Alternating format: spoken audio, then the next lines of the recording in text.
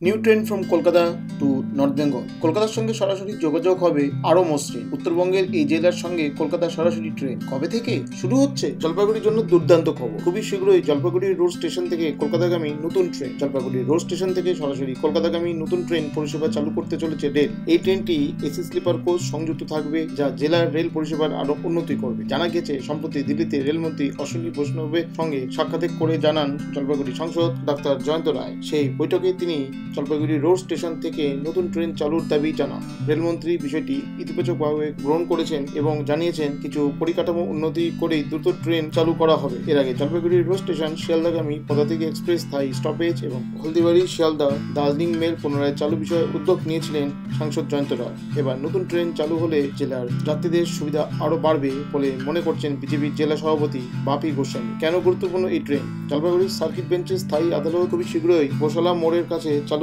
হতে চলেছে।